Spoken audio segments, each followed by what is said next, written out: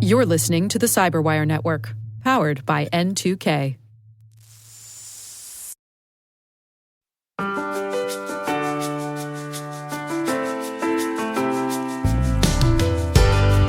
Welcome to Afternoon Cyber Tea, where we explore the intersection of innovation and cybersecurity.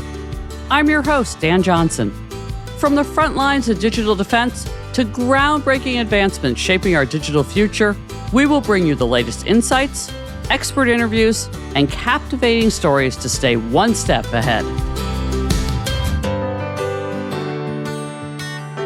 Today I am joined by Dr. Lorrie Cranor, Director of the Scilab Security and Privacy Institute at Carnegie Mellon University, and one of the world's leading researchers on usable security and privacy. Lorrie's groundbreaking work has transformed how we think about authentication, passwords, and the human side of cybersecurity. Lorrie, welcome to Afternoon Cyber Tea. Thank you. So I am really excited to dig into your research and what it means for our chief information security officers who are trying to build security that works not just in theory, but in practice. And I definitely want to start with this usability gap we have in cybersecurity. I know you have spent your career studying how people actually interact with security tools. So can you tell the audience, why do so many security controls fail in practice? And what does that tell us about the usability gap? Yeah, I think in practice, when people are designing security tools, they're focused on security, and they often don't take the time to think about the users and how the tool would fit into their workflow. And often the security experts behind the tools are not actually usability or human factors experts. And so without the security people working in partnership with usability people, we often forget to consider the human and the user. Makes a lot of sense. And let's pull a thread on that a little bit. When you think about CISOs and how they are designing their programs today, what is the most common mistake you see them make in terms of usability? I think just not thinking it through. That makes sense because, as you said, they're cybersecurity professionals.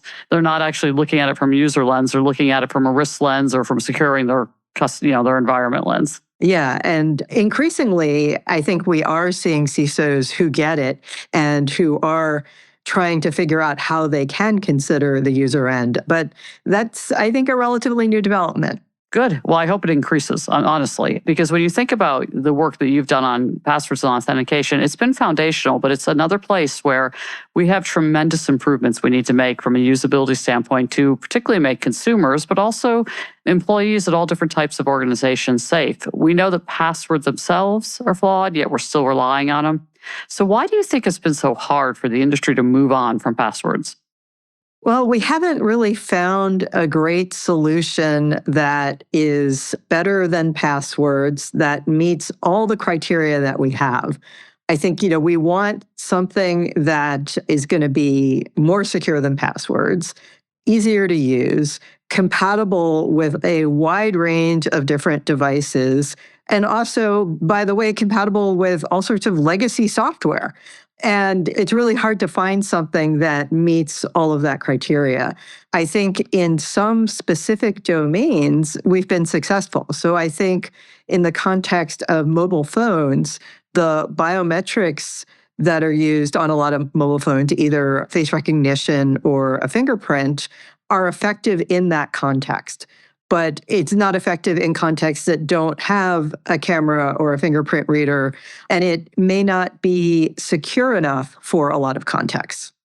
And I think that's right. I also think that there's so much friction, right, for end users when you move from using some type of biometric, when you try to get them to use some type of, even a hardware or a software token or some type of YubiKey, et cetera. It creates something in their environment.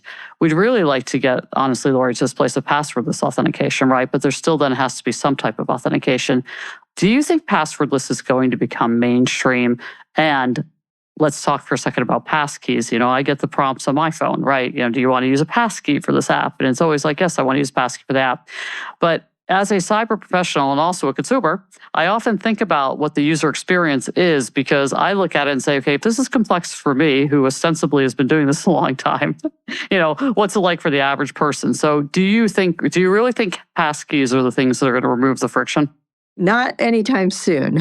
I think the concept behind passkeys is good, but they're confusing. And yeah, I also am confused by them. If I accept the passkey here and then I want to access this account from another device, what do I do? And I often in the passkey process, get confused about where I am and don't know whether it's succeeded or what's going on. And so, when my less technically sophisticated friends say, should I use passkeys? I don't really know what to tell them. Yes, in theory, they're more secure and it will eventually be easier. But, if you run into problems, I'm not going to be able to help you. Makes perfect sense. We really need to truly get to the place where we're passwordless and then truly get to the place where we make the user experience of logging in incredibly simple. And I know you talked a little bit about biometrics, but for most users, that's at least the simplest thing for them to do. And it's something they're reasonably familiar with. It has worked reasonably well on recent models of cell phones. And it wasn't always that way, though. I remember the first phone that I got that had face recognition. I probably got it about 18 years ago. I turned it on for a couple of weeks when I got the phone, and then I turned it off because anytime I was not in a well-lit room, it didn't work. And then, the last straw for me was when I left my phone sitting on the kitchen counter and my 6-year-old child picked it up and authenticated. And I was like, okay, maybe I shouldn't be using this. But it's very different 18 years later. It is. The technology has certainly improved 18 years, later. I was actually at RSA Security, so doing hardware tokens up until about 11 years ago. And I think about just the light years we've come, right, in just that short period of time. Speaking of that, take us out 5 to 10 years with your research. What does digital identity look like? And what role is usability actually going to play in making it real and better? Yeah, I'm not very good at predicting the future. And when you say digital identity, so that's not just the authentication, but also there are issues like age verification and knowing there's more to the identity than just unlocking the phone. I think that things are coming to a head where politicians are getting involved. And, age verification is a good example that in jurisdictions all over the world, politicians are saying, well, we need to age verify kids before we let them access all sorts of things. And the current solutions that vendors are offering are pretty privacy invasive and not actually very secure and can be easily routed around by not very clever kids. All right. So that's clearly not how we should be doing this. And so there are also proposals and systems where everybody has some sort of a digital wallet which can be used to store various identity information and credentials. And we'd like to get to a point that anytime you need to prove that you're over 18 or over 21 or under a certain age or whatever, that you should be able to use this digital wallet to prove that without having to send all your personal information to whatever website wants you to do that. I think that is a great example. I love the way that you expand the conversation about authentication because I did ask you more than an authentication question. And it's also a really great lead into the next topic. I want to talk to you about privacy. And you brought up age verification. There's a tremendous, when I talk to my own child, I have a 24-year-old, when I talk to my own child, this concept of privacy is a little bit foreign to the Instagram, Snapchat, TikTok generation, right? They just don't think about it the same way we do. But I think they should. So how do you see users' expectations about privacy shifting now that we are in an era where we have pervasive data collection, we have AI-driven systems, we have people voluntarily putting all of their information out on social media for the world to see? How do you think about privacy?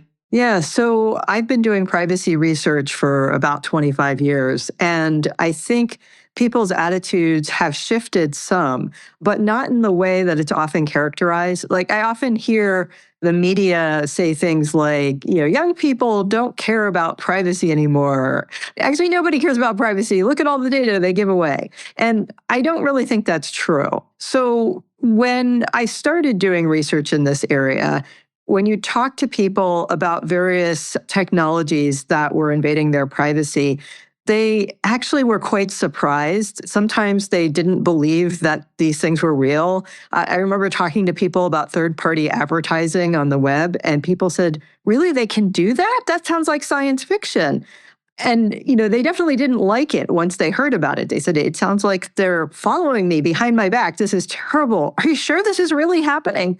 Right? Today, you talk to people about these sorts of things and even new things that are just barely happening, and people are not surprised. They're like, yeah, I know. Everybody can spy on you all the time, and there's nothing you can do about it. They don't like it, right? They still would like to protect their privacy, but they feel powerless to do anything about it. And many of them will say, well, I've really just given up. I like the convenience of using all these privacy invasive services. And since there's nothing I can do about it, I've just given in and I use them. Yeah, I agree. And I do agree that I don't think people understand, to your point. When you talked about privacy, everyone is concerned about privacy. When you explain to them then the data they're freely giving away, they suddenly realize, oh, well, I'm not actually following my own concerns or something like that. Well, you said freely giving away, and I would argue that often it's not free, right? Like, you don't have to give away this data, but then you're going to miss out on something, or it's going to be a lot harder to do the thing that you want to do. And the workarounds to not give away the data are cumbersome and time consuming or expensive. And so when people feel like they don't really have a choice, in some ways, they're right. Yeah, exactly. If they need an access to a service, or most people actually don't read the terms of service, but if they need access to a service, they're going to give their data away if they need that access, right? Yeah. I wish terms of services were a little less complex and more explicit and said here, there's a summary, right? TLDR, here's the 5 things you're agreeing to. That would be ideal. It would be. But then beyond that, we need to actually have real choices for people, so that you can get useful services without having to give everything away. Exactly. So when you advise organizations, what do you tell them about designing for transparency and trust? Speaking of I wish there was a small TLDR, not just compliance, but actually designing their systems for transparency and trust. Right. Yeah. So the first thing to realize is that compliance is not enough if you want to actually have a trustworthy and pleasant user experience. So, you could say, well, we comply with these 10 things, but that doesn't mean you're done. So it's really important to actually do user studies and to see how users are navigating your system and interacting with the privacy-related features, whether they're, the informational, getting information, or changing their settings, or understanding what their current settings actually are. So definitely, start by looking at what users actually do on the system. And then to improve designs, there's a lot, and I've written a lot on this. We start with things like keeping it simple, trying to put all of the privacy-related things in one place where you can find them, but also putting just the piece you need to know just in time in the place where the data is collected. So if I'm filling out a form, having a little blurb to the side of the form explaining what you're going to do with what I fill out is great. And then a link there to the full privacy policy if I want all the gory details. But probably I just want to know right now about this form and not all the other stuff that your company collects. So those are some examples. We're actually working on a framework at Carnegie Mellon called Users First that is designed to help designers actually improve their privacy-related interfaces in their products and services. And it basically has a list of, we call them threats, but basically, common things that can go wrong. And we ask designers to basically go through and systematically look at every touch point they have with a user related to privacy and go through this list and say, is the information comprehensible? Are the choices easy to understand? Are there a reasonable number of choices? And things like that. I think that's all fair. And I do think that the simpler you can make it, humans are busy. Humans are often in a hurry. So putting in practice, not just for consumers, but for your employees, things that make it simple and call out the important things, it's just fundamental, which takes me to that question about behavioral insights, right? For security leaders, I know that one of your key contributions has been showing that human behavior is actually central to how we secure enterprises and environments. How do you think CISOs should apply your research to improve adoption of security practices from a human behavioral standpoint? CISOs need to look at the research that is applicable for the particular problem they're trying to solve. So if, for example, they're trying to improve their password policy, they should read the research on password policy. If they're trying to improve their access control system, they should read that research. And I think looking at what has been empirically tested and then trying to figure out how that applies to their particular situation. Because, of course, we haven't tested their exact situation, most likely. But nonetheless, there's probably things that they can take away from what we and other researchers have tested to figure out how this would apply in their situation. And then I strongly recommend, once you think you have a solution, doing at least a small user study to make sure that it actually works the way you think it will work. I think that makes a lot of sense. And the one thing that occurs to me is that in academia, you actually have the time, probably never as much time as you want, but you have the time to complete meaningful and well-researched papers and just to do the work that you do, whereas a lot of businesses are always moving very quickly. So how do you think about advising folks that balance, right? If they want to move really quickly, what shouldn't they sacrifice as they're moving quickly? My job, besides teaching students, is to do research. And so, yes, we spend a lot of time on it. And there are ways, though, that you can get the information that you need to make a business decision a lot more quickly and inexpensively. So there's a range of, what a research study means.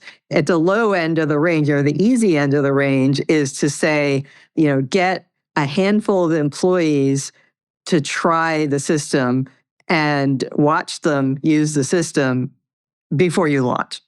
That's like the easiest low-hanging fruit. Better would be to get people who are not familiar with your product or service to do that. Or if it is a security system for employees, make sure that it's not the security team who are testing it, but whatever other random employees in the company that will have to interact with it, get them to test it.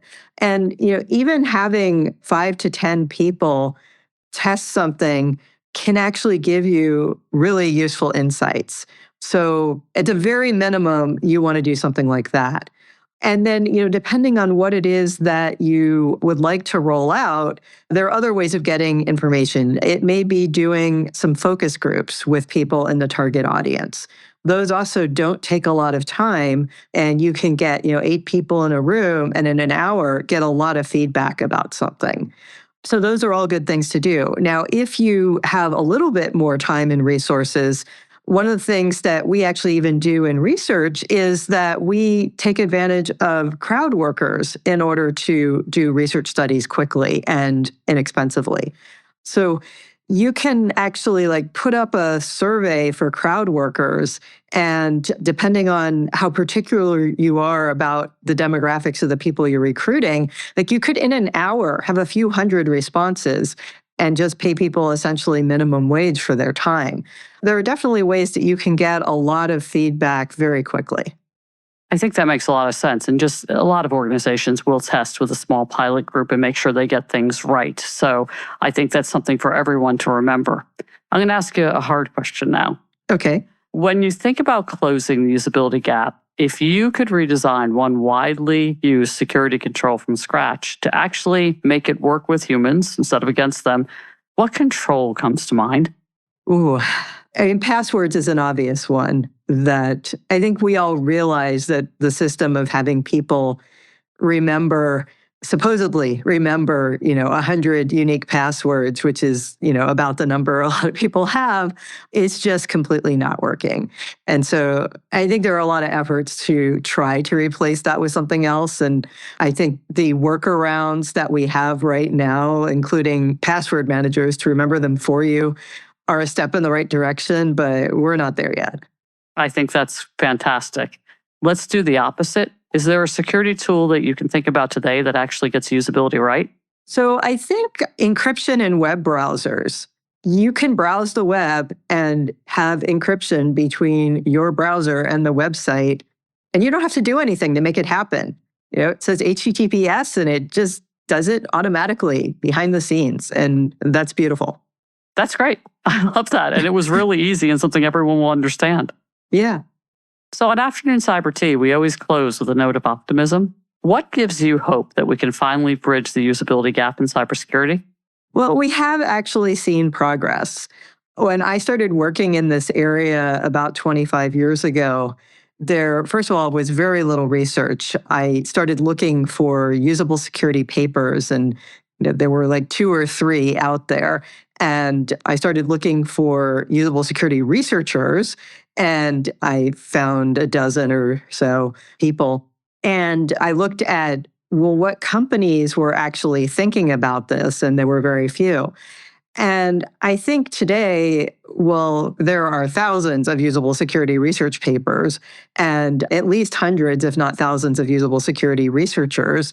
And we're seeing that companies are increasingly trying to make some efforts to find more usable security solutions. There's still a lot of work to be done, but I feel that we actually have made progress. And things like the encrypted web browsers is a good example of how far we've come. I agree with you. And just the fact that you are doing this work and people like you are focusing on it honestly gives me optimism, right? Somebody's actually paying attention and has been for a while. We will solve the usability problems, and hopefully the next generation of technology, as we adapt it, will continue to help us. Yes. So, Lorrie, thank you so much. I know you're incredibly busy. I really appreciate you joining today. Your research has definitely reshaped how we think about usable security, how we think about privacy. And I know the listeners are going to walk away with some practical advice, which is what we always try to give them. Thank you so much. You're welcome. I enjoyed this. And many thanks to our audience for listening in. Join us next time on Afternoon Cyber Tea. So I invited Lorrie Cranor to join Afternoon Cyber Tea because we don't talk enough about usability in cybersecurity. And I think it's an incredibly important topic, and her research and her work over the past many years has led to fantastic outcomes. Great conversation. I know the audience will like it.